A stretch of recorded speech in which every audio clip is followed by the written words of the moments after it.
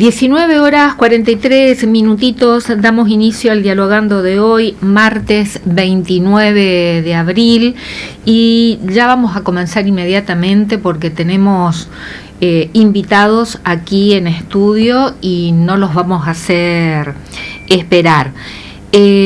Mañana, miércoles 30 de abril, comienza el juicio de la causa Lautaro Rosé, la muerte de este joven que sucedió el 8 de noviembre del año 2021.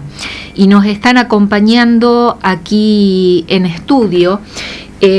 Vamos a empezar presentándola a Juana Sotelo, la mamá de Lautaro. Juana, buenas tardes, buenas noches, gracias por venir. Buenas noches a usted y a todos. ¿Lo podemos corregir este problemita del acople? Si no, vamos a una... ¿Está? ¿Oca? Bueno, muchas gracias por concurrir aquí a Estudio de Radio Sudamericana, Juana. También nos está acompañando Matías, un hermano de Lautaro. Matías, buenas tardes, buenas noches. Buenas tardes, buenas noches. Gracias por venir. Gracias a usted.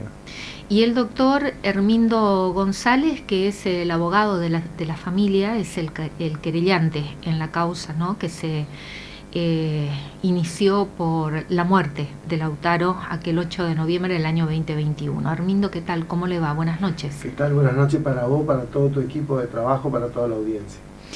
Le pregunto, y disculpen la desprolijidad de esto al aire, ¿no?, pero parece que estamos con este problema de acople. Yo sigo sintiendo... Francisco, no sé cómo estamos saliendo al aire. ¿Está todo acá? Bueno. Hermindo, mañana comienza el juicio. Sí, efectivamente, después de más de 3 años y medio de lo que fue la denuncia de Juana Sotelo por la que en esa instancia era la desaparición de Lautaro Rosé, y menciono esto porque no es una cuestión menor que se haya dado inicio de la investigación con la denuncia de Juana, porque recordemos que lo que originó el día 8 de noviembre del 2021 en la muerte de Lautaro y los apremios contra Ismael Meso fue un operativo policial.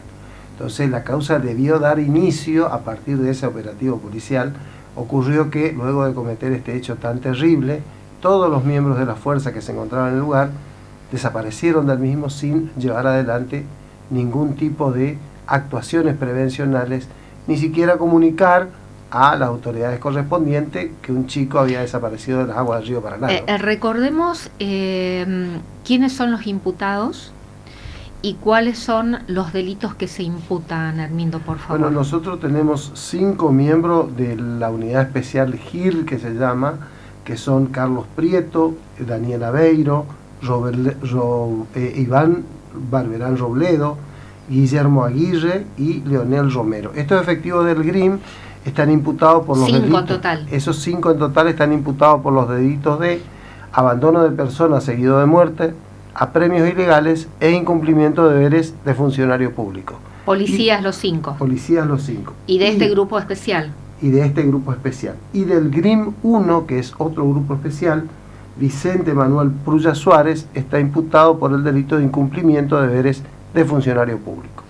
¿Esta causa es solamente por la muerte de Lautaro o también está involucrado su amigo menor de edad que estaba con él también esa noche, ese día? No, la causa es por ambos, porque lo que tiene que ver con el abandono de personas seguido de muerte y el incumplimiento de deberes de funcionario público forma parte de los hechos vinculados al homicidio de Lautaro Rosé. Pero lo que tiene que ver con apremios ilegales y también incumplimiento de deberes de funcionario público tiene que ver con la situación que vivió el joven que acompañaba a Lautaro, que recordemos fue sacado del río, esposado, golpeado salvajemente hasta perder la conciencia, luego recuperó la conciencia y siguió recibiendo golpes hasta que le quitan la esposa y le indican que vuelva a su casa, que no cuente nada o le va a pasar lo de su amigo. O sea, las 2 víctimas, una con resultado fatal que es Lautaro, y el joven que acompañaba, son los que motivan la investigación del hecho y por los cuales se va a juzgar a estos miembros de la policía, ¿no? Relatemos por favor, Hermindo, sintéticamente, y les pido disculpas a la familia, a Juana y a Matías, por hacerle recordar y vivir nuevamente aquel día, ¿no? Aquella noche. ¿Qué fue lo que ocurrió? Ocurrió que ese día, el 8 de noviembre del 2021, Lautaro y su amigo estaban recorriendo la Costanera Sur y se quedaron en lo que es la plataforma debajo del puente que divide la Costanera Sur con la Costanera Norte, digámosle, o con la vieja Costanera. Había dos eventos que se desarrollaron. Uno que estaba en un lugar que se llama Usina, que no sé si un boliche, un lugar cultural, y en ese lugar se había provocado una especie de enfrentamiento de algunos grupos con personal policial. Y en el lugar donde ellos estaban se produjo una riña de mujeres. Se pusieron a pelear y ellos estaban en el lugar. Lo cierto es que personal policial decidió descomprimir o reprimir en la zona y directamente comenzó una persecución contra todas las personas que se encontraban en el lugar. Lo que ocurre es que las demás personas se fueron escabullendo y ocultando en los distintos lugares y estos chicos siguieron corriendo en línea recta hacia la zona de Boca Unido, donde en función de la visibilidad que tenía el personal policial de ellos los continuó persiguiendo, ¿no? Cuando llegaron a la vera del río, y esto es importante decirlo porque se nombra mucho la aparición de la zapatilla de Lautaro fuera del río, si lo tiraron al agua, dice cómo se sacó la zapatilla, no. Lautaro y el joven Mesa se sacaron la zapatilla porque se arrojaron al río para evitar que le sigan efectuando disparos de bala de goma a la distancia. Creyeron que de esa manera iban a poder evitar ser habidos para ser golpeados. Lo que ocurre es que el personal policial llegó hasta el lugar donde ellos estaban, Mesa pudo hacer pie, Lautaro no, pidió auxilio, y este personal policial, lejos de brindarle el auxilio para que pueda salir, porque gritaba que no sabía nadar, le efectuaban disparos de bala de goma por sobre la cabeza para amedrentarlo. Luego de un instante que el chico pidió auxilio, se perdió de la vista de todos, y ahí pudieron sacarlo a Ismael hacia la vera del río, al amigo, y propinarle el terrible golpe. Todo esto está acreditado en el expediente, porque el chico fue revisado, está acreditada las circunstancias de la existencia de estos golpes que motiva la imputación a estos funcionarios de apremios ilegales, ¿no? ¿Cuándo aparece el cuerpo de Lautaro? Esto sucedió el 8 de noviembre del 2021. ¿Y cuándo aparece el cuerpo de Lautaro? Bueno, lo cierto es que, como dije anteriormente... ¿Y en qué condiciones? Claro, lo cierto es que, como dije anteriormente, no se llevó adelante a partir de ese instante una información a la autoridad para que se los busque. Recién, casi 24 horas después, poquito menos, la madre hace la denuncia. Y comienzan a movilizarse la familia, los vecinos y los amigos. La realidad es esa, que comienzan a movilizarse las familias, amigos y demás, que hacen que 2 días después lo encuentren flotando en las aguas del río Paraná a escasos 50 metros del lugar donde se había arrojado y pedía auxilio para que lo saquen, ¿no?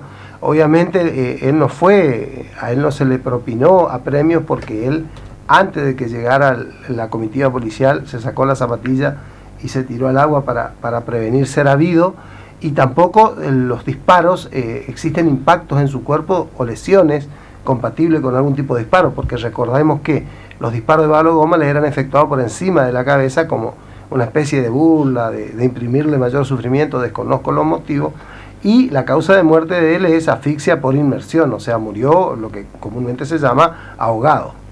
¿Quiénes encontraron el cuerpo de Lautaro? El cuerpo de Lautaro encontraron unos canoeros que eran amigos de la familia y que lo estaban buscando, y dieron aviso de manera inmediata a la prefectura, quien intervino y pudo acercar el cuerpo o acercarse al cuerpo que ya estaba a la vera del río Paraná, y se disparó todo el protocolo del hallazgo de ese cuerpo, ¿no? También al lugar llegó la familia, me acuerdo haber estado también ahí cuando el cuerpo aún estaba, y a media mañana, luego de tomarse las medidas que corresponden por parte de la Fiscalía del doctor Robinó, se lo sacó del lugar donde estaba y lo llevaron a la morgue judicial para la autopsia médica legal, ¿no? Donde en esa autopsia se constató la causa de la muerte. Juana, ¿cuántos años tenía Lautaro? 18 años. 18.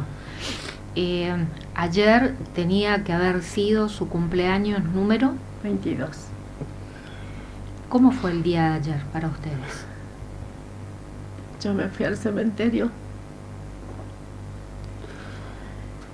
y de donde yo estaba miraba al cielo y le decía que mi beso y te abrazo te llegue, papá, donde vos estás. Disculpas que le hagamos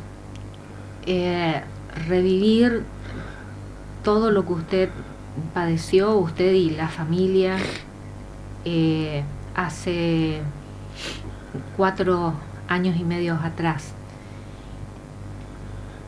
¿Cómo usted se entera o inicia la búsqueda de su hijo? Es Lautaro su hijo más chico, el menor de todos. ¿Cuántos hijos tiene usted, Juana? 9 era con él. Él era el más chico. Él era el más chico. ¿Vivía con usted? Sí. ¿En dónde? ¿En qué barrio? Recuérdenos. En el barrio Galván 2. En el Galván 2. ¿Cómo usted se le enciende la alarma y empieza a buscarlo a Lautaro? Yo me levanto esta mañana y no estaba al lado mío porque él dormía conmigo. Y mi hijo Matías se estaba preparando para ir a trabajar y yo le pregunto a él si él no le vio al hermano, porque él estaba tomando su mate. Y me dice, no, mamá, no le vi. Y no me vas a decir que no vino a dormir, me dice. Le digo, no, le digo. Y bueno, cualquier cosa, ahora yo me voy a trabajar y cuando vengo, vemos, me dice. ¿Qué bueno, día era? ¿Viernes, jueves, sábado? Domingo para el lunes a la mañana. Y bueno, y se fue él a trabajar y ahí yo ya no me empecé a quedar quieta porque salí a buscarle en el barrio y nadie le vio, nadie sabía la vida de él. Y entonces después me fui a preguntarle yo a mi hermana si no le podía preguntar a la señora de enfrente con el muchachito que él estaba. Y me dice, ahí dice la mamá que él está durmiendo. Entonces le digo, Ramona. El amigo. El amigo. Y le digo, ¿y mi hijo dónde está entonces, Ramona? Le digo, ¿dónde está mi hijo? Y me dice, bueno, no te pongas así, me dice. ¿Sabes qué? Te aconsejo que te vaya a la comisaría. Y bueno, entonces yo seguí preguntando en el barrio si alguien le vio. Y me voy yo a la comisaría. ¿A qué comisaría, A la Juana? comisaría segunda. De ahí, de la jurisdicción del barrio. Sí. ¿A qué hora fue el lunes? Y no sé, habrá sido como a las 8:30, entre que yo estaba preguntando en el ¿De la barrio. mañana? De la mañana. Y cuando llego, ahí me atienden adentro. Y el que me atiende, le comento yo que quería que salgan a buscarle o que miren si no estaba preso o algo. Y me pregunta si yo tenía el documento o él tenía su documento. Y le digo, yo tengo, le digo, el documento de él. Y me dice, celular, sí, él tiene por él. Entonces me dice, ¿y el número? No, le digo, yo no tengo el número, le digo, pero le consigo con mi hija. Y me miraba y se reía el policía y me decía que cuál era mi preocupación. Y le digo, ¿cómo no me iba a preocupar yo por mi hijo? Le digo, que no le estoy viendo, no le estoy encontrando en ningún lado y yo ya sé cuando él está o no está en el barrio. Y me miraba y se reía el policía diciéndome que era mi preocupación, que podía estar con una chica o durmiendo en algún lado. ¿Y él solía hacer eso? Era raro que haga eso, porque salía y ya volvía y quedaba en el barrio o ya se iba derecho a mi casa. ¿O le avisaba? En caso que no fuera a dormir a su casa, ¿avisaba? Él ya venía directamente a mi casa. Por eso a usted le extrañó Sí. que no saber nada de él durante toda la noche y que no haya amanecido en su casa. Y entonces le digo, y bueno, le traigo yo el número. Sí, me dice. Cuando yo le llevo, ya me atienden del lado afuera, me atienden. Ya no me hacen entrar donde anteriormente me atendió. Y entonces le digo, ¿le dejo y espero o qué hago? Y me dice, no, vaya y espere que se haga las 24 horas en su casa. Entonces viene llorando todo el camino y vengo y le digo a mi hija, yo no voy a esperar, Malvina, que se haga las 24 horas. Yo quiero ya que venga tu hermano, yo quiero verla a tu hermano. Entonces ahí empezamos a preguntar. y nadie, y hasta que llegaron él y el otro, mi hijo, Matías. y le digo, Gaby, le digo, no le encuentro a Lautaro, le digo, no sé dónde está. Y me dice, bueno, voy a ver si consigo una moto, mamá, y vamos a buscarle. Cuando estábamos saliendo del barrio le pregunto a un amigo, a un carrero, y me dice, tenés que ir a preguntarle a Ismael porque con él estaba. Entonces me voy y le pregunto. De vuelta otra vez, y me voy y le pregunto, y como que él estaba todavía dolido, todo eso. Y bueno, y cuando vengo, le digo ahí, dice que no, que ya no le vio más a Lautaro. Entonces me dice, bueno, mamá, ¿dónde la voy a buscar? O sea, este chico, el amigo de Lautaro, no se animó a contarle a usted lo que había pasado. Y le cruzamos a otro muchacho y le pregunto, Ramón, ¿no le viste a Lautaro? Y me dice, tenés que ir a mirar en el San Marco, porque parece que lo del San Marco le agarraron a él. Y entonces ahí empezamos toda la búsqueda, no quedó una comisaría o un hospital que no hayamos ido a buscarle, y en ningún lado estaba. Y bueno, hasta que llegó él, y él se fue a hablar, Matías se fue a hablar con Ismael, y ahí como que habló bien. Matías, vos fuiste a la casa del amigo de Lautaro, Ismael, sí. ¿Y lograste hablar con él ese día? Sí, terminando de hacer mi laburo, mediodía, me fui para almorzar, que llegué a mi casa y le vi quebrada a mi mamá llorando porque todavía no aparecía mi hermano. Le había preguntado cuál era el motivo de su tristeza, por qué lloraba, y me explicó que mi hermano todavía no aparecía. Era raro que no aparezca porque, como usted preguntaba si él era de tener una novia o otra, sí, él tenía. Pero cada vez que él capaz iba a amanecer en otro lado, él llamaba. Hasta con el celular capaz de la mamá de su novia, él llamaba avisando, mamá, voy a amanecer acá en tal lado, mamá, mañana ando. Y nunca desaparecía, digamos, si él no iba a estar. Nunca desaparecía, que hasta donde más somos de subir fotos. Mamá, estoy en la casa de mi chica, y bueno, ya estaba tirando estado, él capaz estando en el lugar que se encontraba, ¿no? Pero esa noche no apareció ni una foto ni un rastro de dónde él estaba. Y ahí le volví a preguntar a mi mamá, ¿y con quién él estaba anoche? ¿Hasta dónde habrá llegado? ¿Con quién se quedó hasta lo último? Que ahí me comentó mi mamá, me dijeron que estaban con Ismael Mesa. ¿Y qué te dijo Ismael? Y no me dio mucha respuesta, me dijo que no le vio más después de tarde-noche. Ismael, vecino también del mismo barrio.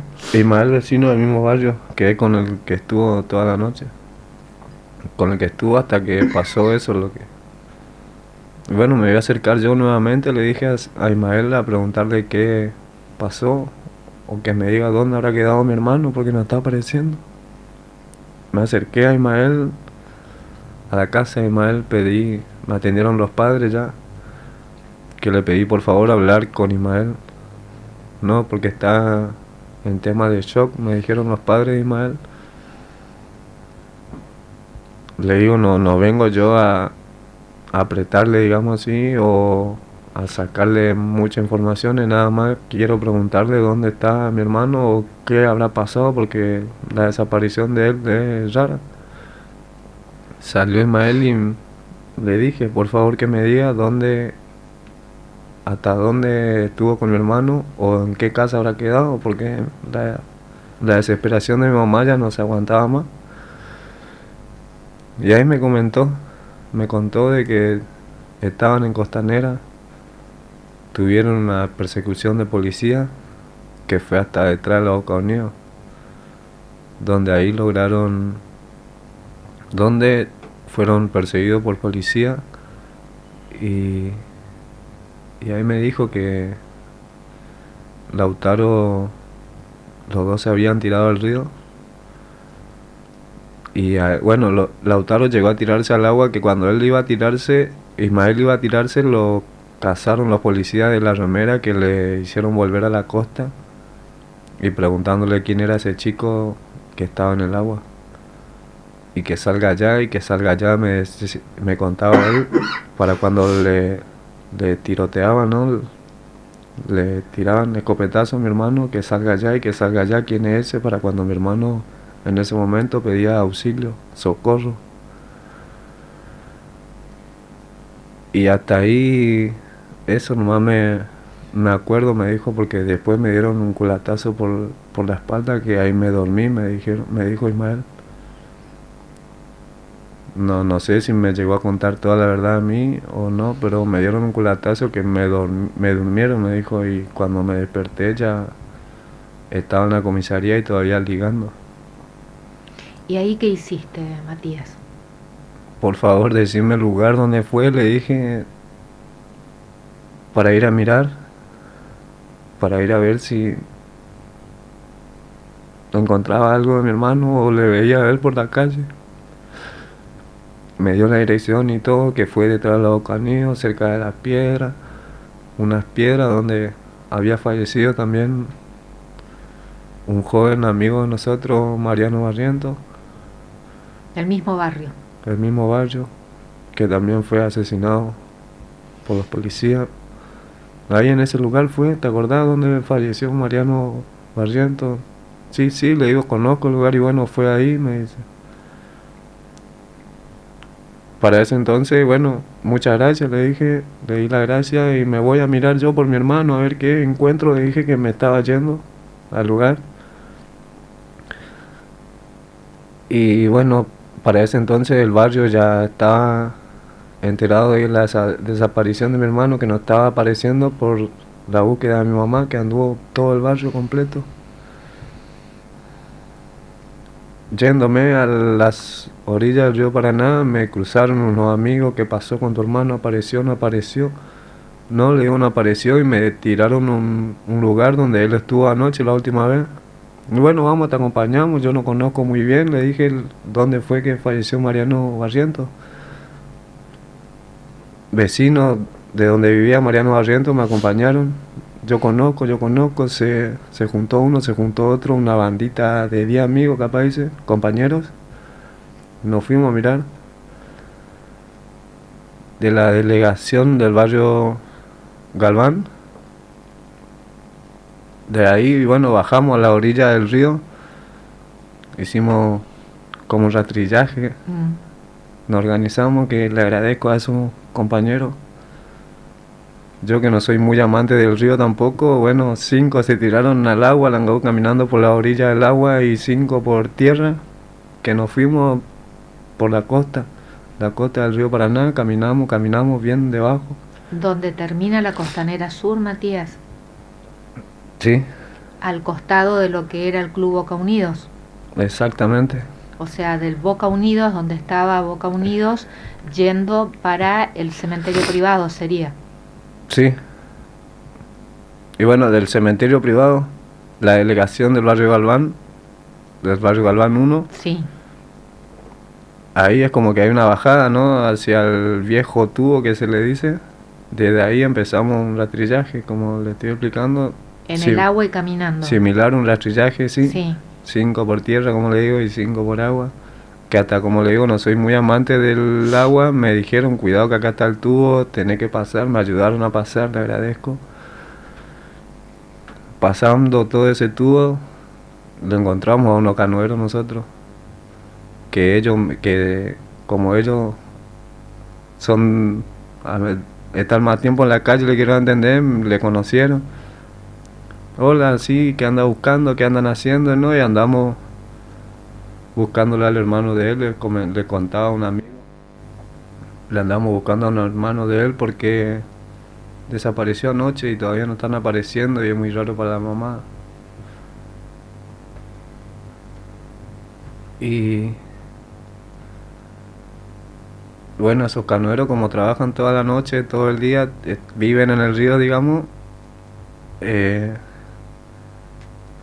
y así, y dónde estuvo, que acá, que allá le hacía pregunta al canoero y ahí le comentaron ellos, le comenté también, dicen que estuvo acá detrás de los corneos, tuvo una persecución anoche, le dije,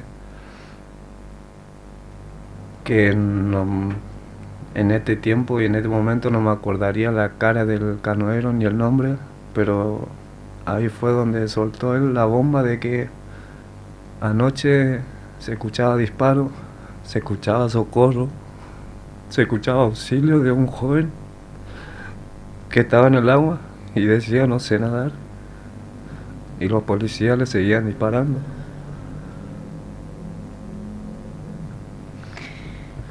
¿Dónde fue? Le pregunté y me dicen allá, porque ya quedaba a metro nada más para llegar detrás de los Aucanidos.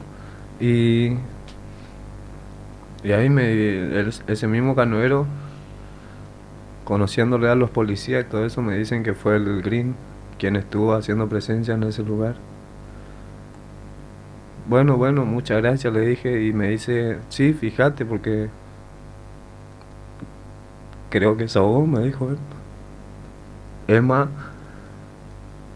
después, una hora después, lo vi al del Green, al Carlito Prieto, Carlos Prieto, lo vi haciendo un rastrillaje, como buscando o queriendo tapar el cuerpo de ese muchacho, porque decían, no le viste alguno, que anduvo melodeando en canoa. Eso fue el lunes. Eso fue el lunes a la siesta, sí. ¿Cuándo encontraron la zapatilla? En ese mismo momento, ¿dónde fue el hecho? Le dije al muchacho, al canoero, le volví a preguntar y me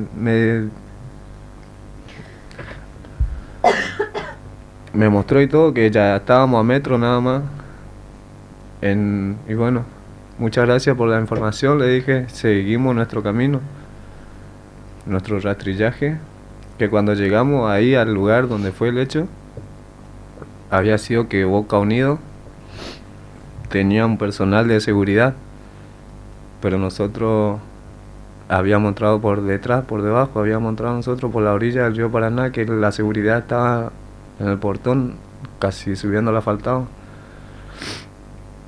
En ese momento que estamos llegando a las Piedras, le quiero entender así, en el lugar del hecho, como éramos casi 10, empezó uno ahí cerca de las Piedras. Mirá que encontré un cartucho de escopeta, los plásticos. Encontré un casquillo, dice otro, casquillo de bala de plomo. Acá fue entonces el hecho, dije yo, y bueno, seguimos buscando, que me metí yo entre las piedras a mirar, a seguir buscando a ver si encontrábamos algo más, que ahí fue donde yo encontré la zapatilla de mi hermano, intacta, sin nada de tierra, no estaba mojado. ¿Y ahí qué hicieron? Ahí nos llegó el sereno que se dio cuenta que había gente en el lugar, ¿no? Y estaba prohibido. ¿Qué están haciendo acá? Que retírense porque voy a llamar a la policía. Llamar a la policía, le respondieron mis amigos eso, sabiendo ya de lo que pasó. Llamar a la policía, le dijo, ¿qué vas a llamar a la policía? Le dijeron mis amigos eso. Acá pasó algo anoche y necesitamos que nos cuente, por favor, que el sereno mismo se asombró o estuvo sabiendo algo, que retrocedió para correr y bueno, se nos escapó a su garita, le quiero entender, para dar el aviso. En ese momento llegó Ismael con su hermana en moto. El amigo de Lautaro. El amigo que estuvo con Lautaro, y ahí dijo, en este lugar fue. Ahí fue donde se desapareció Lautaro, dijo. Donde estaba Lautaro, en ese lugar del agua, apuntó y todo. Que mis amigos que saben nadar y todos se metieron así a darse a ver si lo encontraban. A ver si lo encontraban, pero... ¿Lautaro sabía nadar, Matías? No sabía nadar. Nunca no nos dejó ir mi mamá al río. Ni con permiso no nos dejaba ir, porque ella, como es más grande que nosotros, capaz ya sabía lo que pasaba o algo, que nunca no nos dejó ir. A lo mejor nos escapábamos nosotros para ir al río, pero cuando volvíamos, digamos, una chicoteada. Venía la reprimenda de la madre por haberse escapado para ir al río. Cuando encuentran las zapatillas y casquillos, no sé cómo se llaman, de los... Sí, casquillos y vainas servidas de los cartuchos que utiliza el personal policial. ¿Qué hicieron, Juana? Ahí me traen la zapatilla y ya viene una camioneta de la policía y me llevan a la comisaría segunda. ¿Van a la casa suya a buscarla? Sí. Y ahí me llevan a la comisaría y le digo, ¿por qué me traen acá? Y sale un policía y me dice, porque se le va a llevar a fiscalía. ¿A fiscalía para qué? Le digo. Y me dice, porque tiene que hacer la denuncia. Bueno, y cuando llego allá, le digo yo, ¿por qué? ¿A quién yo le iba a hacer la denuncia si yo estaba en plena búsqueda de mi hijo? Y cuando me leen que por falso testimonio, todo eso, sí, le digo, está bien. ¿Y a quién le va a denunciar? Y a los policías, por el solo hecho de que se me haya reído en la cara cuando yo estaba buscando a mi hijo, yo le hago a los policías. Cuando me traen en mi casa, mi sobrina y un amigo más, ya estaban ahí esperándome, mi hija, eso, mi hermana. Y entra una de mi hija y me dice, mamá, si te vas a ir vos también. ¿A dónde? Le digo yo, a la costa. Y le digo, ¿por qué tengo que ir a la costa? ¿Por qué tenemos que ir? Porque ya están todos ahí, me dice. Y le digo, ¿por qué están todos ahí? Porque parece que Lautaro está por ahí, mamá, me dice. Y le digo, bueno, está bien, llévenme, vamos. Y ahí, cuando me llevan, ya estaba lleno de gente. Pero yo esperaba que mi hijo aparezca de algún lado, o que me digan, mamá o Juana, acá está tu hijo, o acá está mi hermano. Y de ahí empezó la búsqueda y hasta encontrarle cómo lo encuentro a mi hijo. ¿Cuándo encontraron el cuerpo de Lautaro? Al tercer día de los 2 días de búsqueda ahí. Miércoles sería. Sí. ¿Quiénes lo encontraron? ¿Cómo fue? Y esa noche dormitamos así nomás sería. Estaban todos en la costa, yo Todos recuerdo. estábamos, sí. Estábamos ya desvelados que Se cocinaba y todo ahí. Y después, como estaba haciendo prefectura su trabajo, bueno, desvelados nosotros con el cuerpo cansado, se ve que nos dormimos. A la Bien. mañana temprano nos llegaron unos canoeros dando el aviso de que el cuerpo de mi hermano Lautaro había aparecido. Quedó atascado por algunas piedras. ¿Prefectura encontró? No, Unos canoeros. unos canoeros, pescadores. ¿En qué lado? ¿Recuerdan a la altura de dónde? yo no les sabía decir porque era como que, Pero cerca de donde... No, ¿No? sí, creo que fue atrás del cementerio, por ahí, porque Casi en de ese la- momento fue todo un grito, un llanto, casi todo. de la delegación que le Sí. estuve comentando al Galván, bueno, fue casi por ahí, a esa dirección, pero en la otra. Fueron unos canoeros entonces que encontraron. Sí. Hermindo, todo esto que están relatando y mucho más, ¿no?, de lo que relataba recién Matías, el hermano, sabiendo que lo que no está en la causa, lo que no está en el expediente no existe, ¿no? ¿Qué pruebas hay?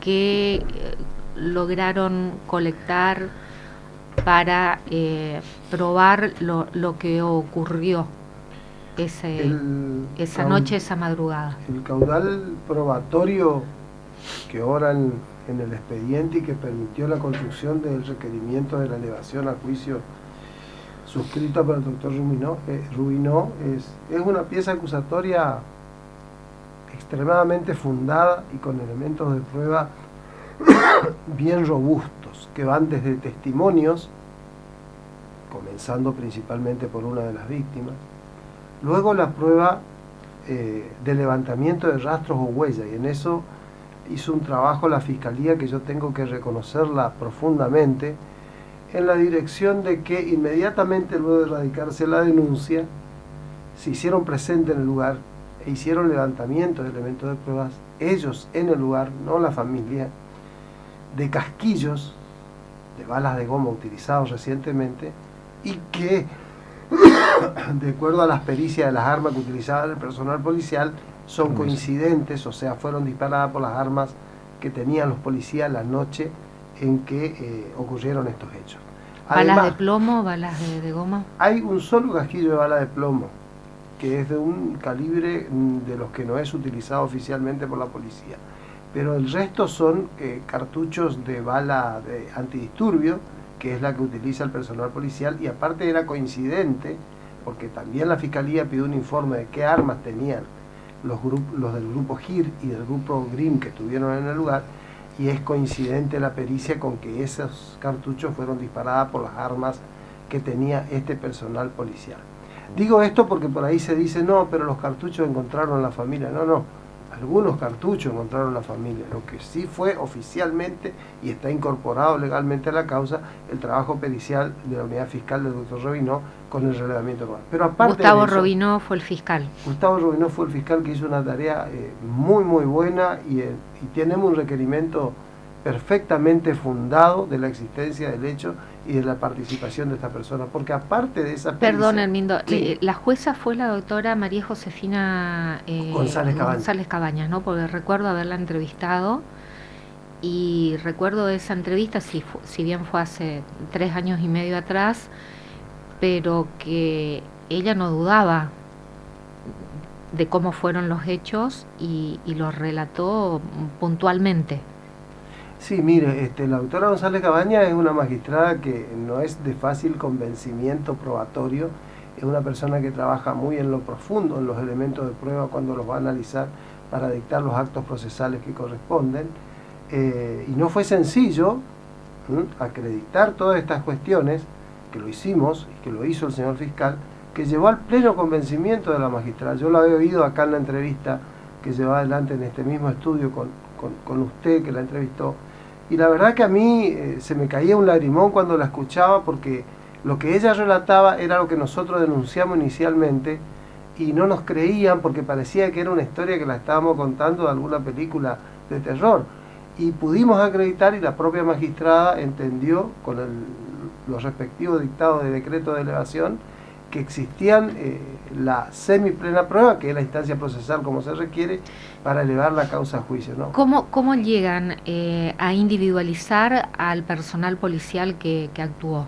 Recordemos que en primera instancia había una imputación de 11 miembros de la policía de Corrientes, ¿no? A partir de allí lo que se hizo fue el secuestro, por ejemplo, de los teléfonos celulares de los 11 personal policial que estaban involucrados. Esa fue otro material fundamental en la pesquisa, porque surge sin ningún tipo de duda quiénes estuvieron en el lugar, quiénes persiguieron a los chicos, quiénes apremiaron al joven Mesa, y las disputas internas entre ellos, inclusive de tratar de decir, metieron la pata porque no hicieron esto, no hicieron lo otro, a nosotros nos dijeron que nos vayamos. O sea, quedó plenamente acreditada en esas requisas de celulares con los audios que se secuestraron, de que eso hecho habría ocurrido y que estos autores fueron los que estuvieron en ese lugar al momento de cometerse los hechos. Quedaron registros de llamadas por radio, sí. Este personal policial dejó en algún asentada la actuación en algún lugar, de que estuvieron persiguiendo a estos dos jóvenes. Nada, no quedó asentado nada. Le llevaron a Ismael Mesa a la comisaría y no quedó registro de nada. No, es que a Ismael no lo llevaron a la comisaría. A Ismael lo golpearon, lo dejaron inconsciente y lo siguieron golpeando, y desde el mismo lugar le sacaron a la esposa y le dijeron que se vaya a la casa, y que si le preguntan por qué está mojado, que diga que estuvo jugando al fútbol al lado del río. Nunca fue a una comisaría. O sea, de todo esto, que es una barbaridad y un hecho delictual de tamañas proporciones, no existe ningún acta de actuación prevencional ni comunicación a ninguna autoridad ni policial ni judicial. Lo que sí surge, pero ya con la actuación policial de los secuestros y de los GPS, pero sobre todo del intercambio en las radios del lugar, era que venían miembros de otros grupos, de otras comisarías, preguntaba qué pasaba y estas personas que estaban ahí le decían que ya está todo resuelto, que se vayan, que no pasó absolutamente nada. ¿Los móviles policiales tienen GPS para rastrear la ubicación? Esa es otra de las pruebas clave que ahora en el expediente, que es la geolocalización a través de GPS de los móviles que participaron y que se encuentran plasmados en el requerimiento de elevación a juicio. Además de eso, tenemos que sumar los llamados al 911, que acreditan la presencia de los mismos en el lugar y de esos hechos previos, pero no de ese hecho concreto que había ¿Llamadas al ocurrido. 911 de vecinos? No, llamado al 911 del propio personal policial de otras jurisdicciones que llamaban avisando que evidentemente en ese lugar estaba pasando algo. Ocurre que cuando venían miembros del 911, ese personal policial que estaba ahí le decía que se vayan, que no estaba pasando absolutamente nada. Es más, móviles policiales que se entrecruzaban y le ordenaban que peguen la vuelta. ¿Y llegan a determinar, a individualizar al personal policial porque tienen registro de quienes estaban en esos móviles? Digamos, con la geolocalización de las unidades móviles en el lugar, ahí en la Costanera Sur, se llega a quiénes son los que estaban, los policías que estaban con esos móviles, digamos, para saber de cómo se individualizan. ¿En qué momento llega el móvil del GIR?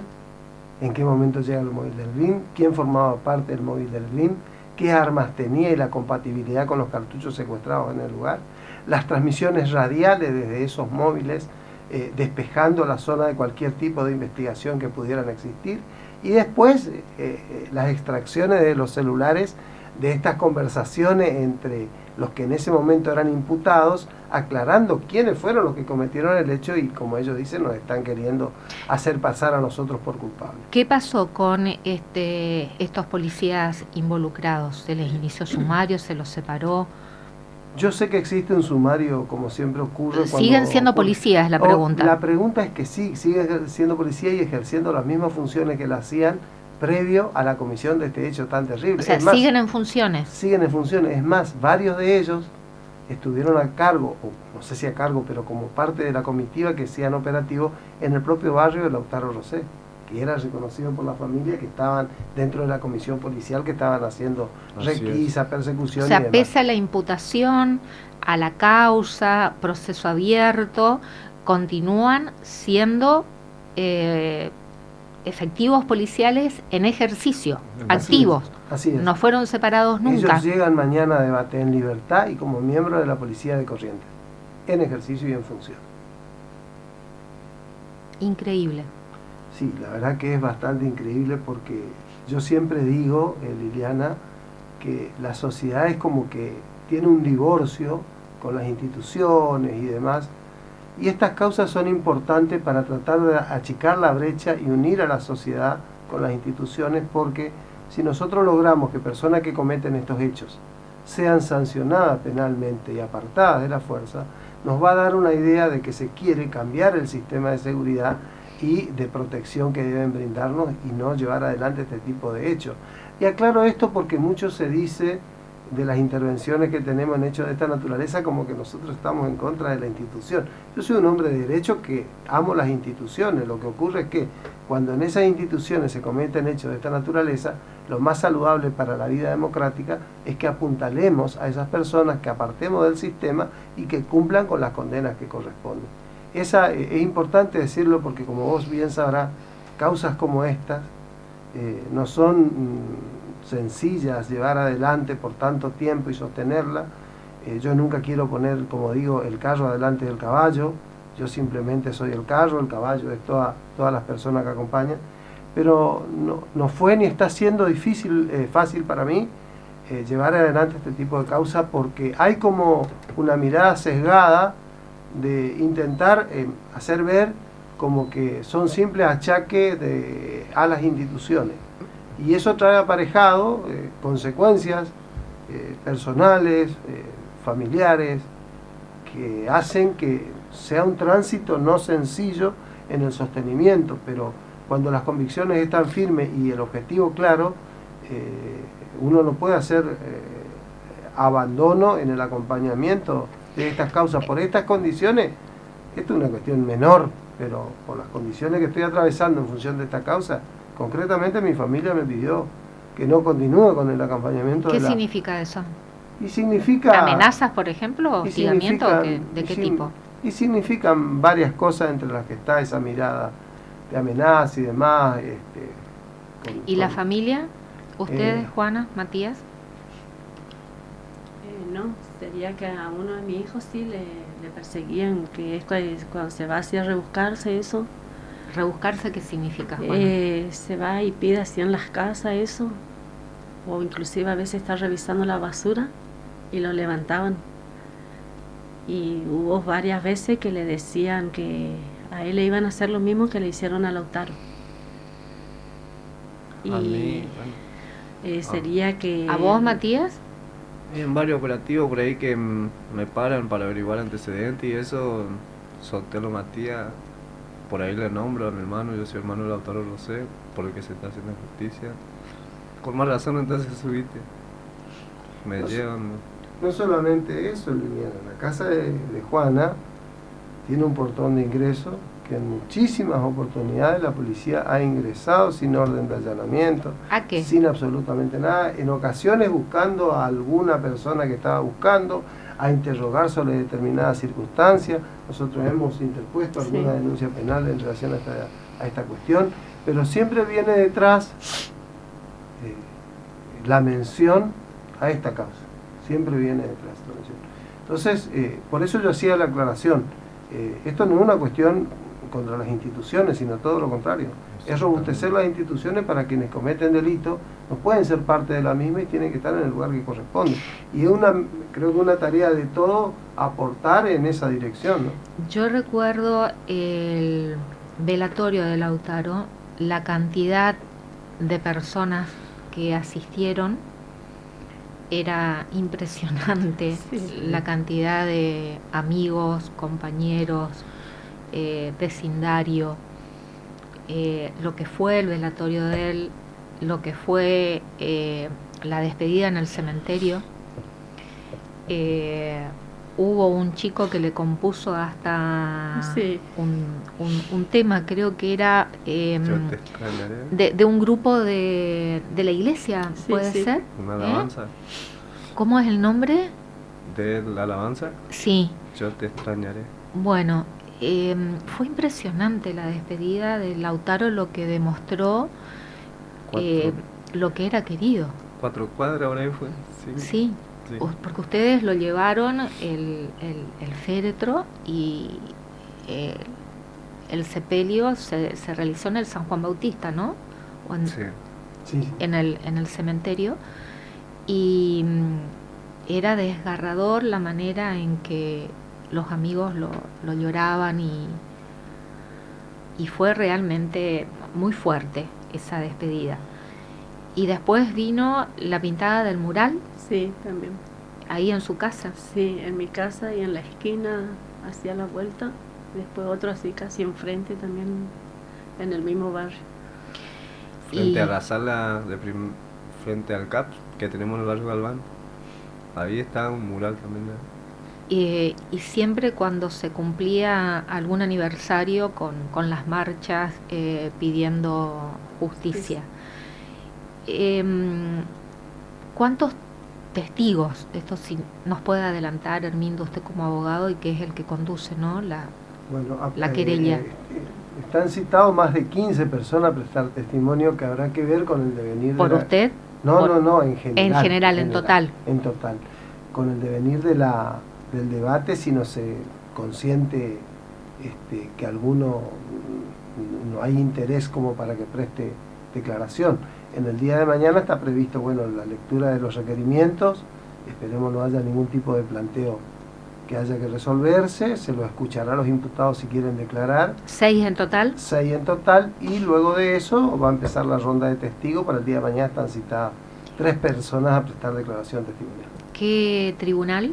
de el juicio. tribunal de juicio está compuesto por la presidencia, por la doctora María del Carmen Figuerero, el doctor el Esquivel y el doctor Ascona, e integrarán el tribunal, el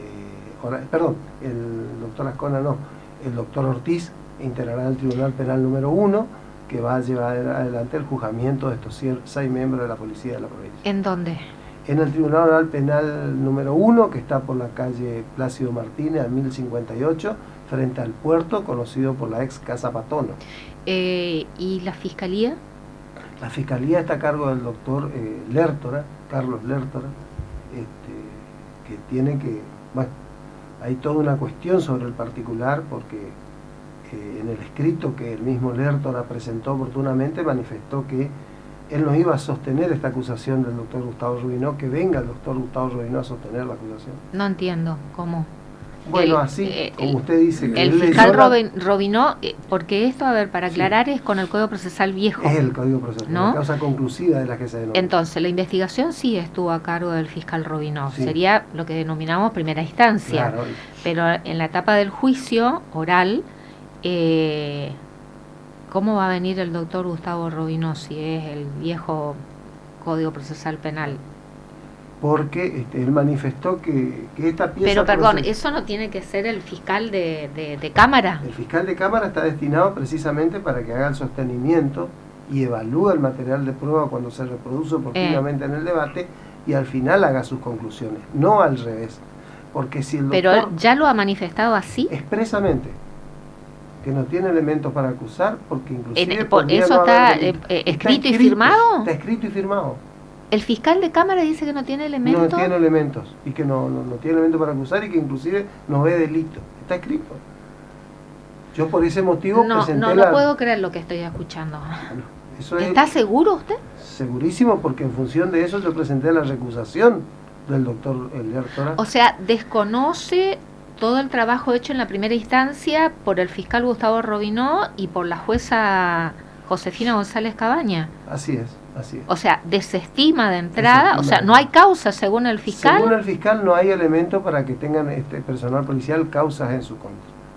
Ocurre que una situación que yo entiendo es una pérdida de objetividad por parte del fiscal, porque a mí me hubiera gustado que dé su opinión luego de que se reproduzcan las pruebas en el debate.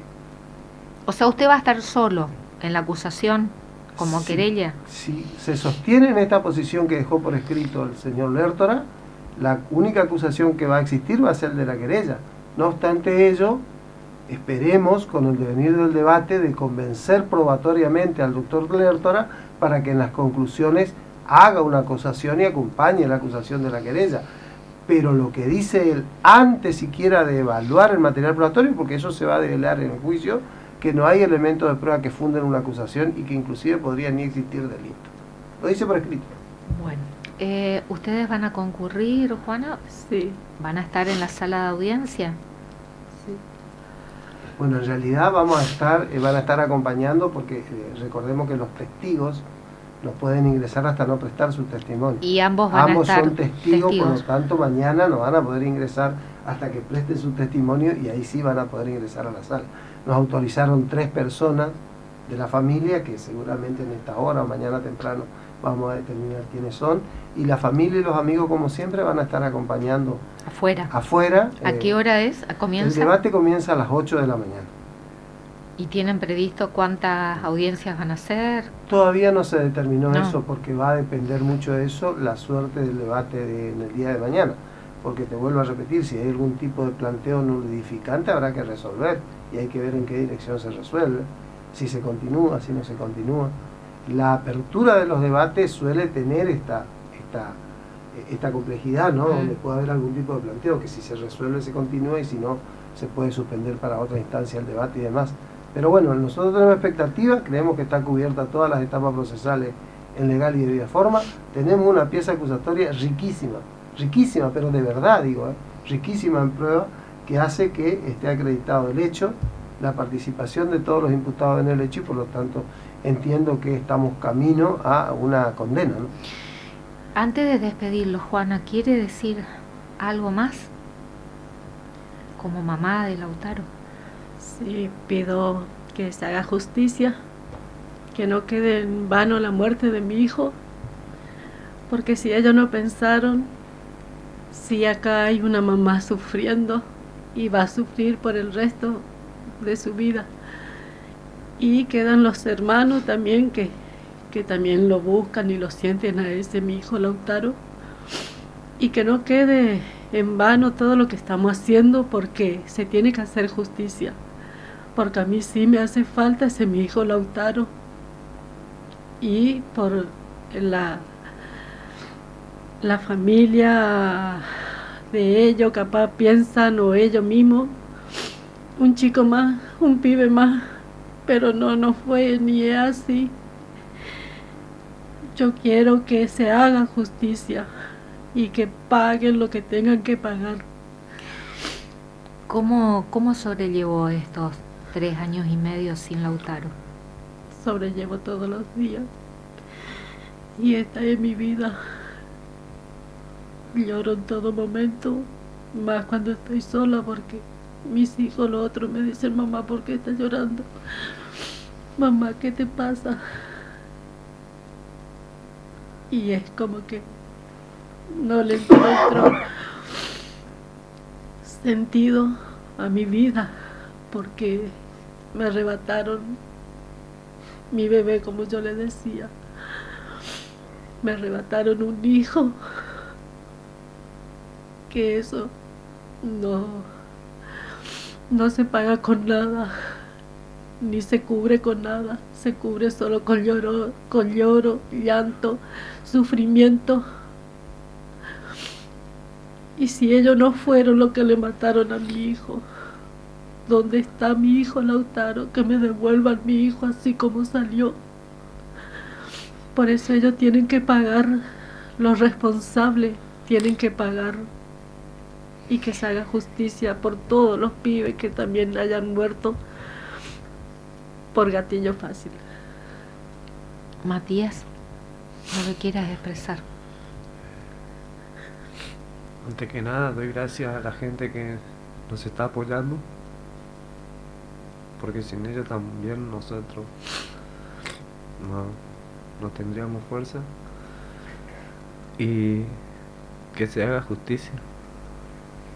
Queremos justicia, que se pague la muerte de mi hermano Lautaro, los culpables que paguen.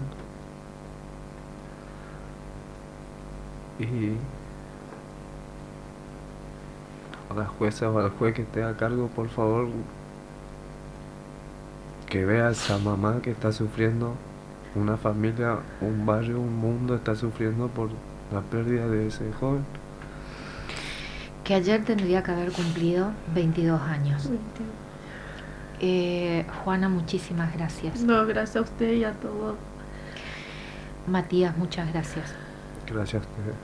Hermindo, muchísimas gracias, y vamos a seguir atentamente lo que suceda en las audiencias del juicio. Vamos a ir informando en la medida que usted nos lo permita. Muchísimas gracias, a disposición siempre.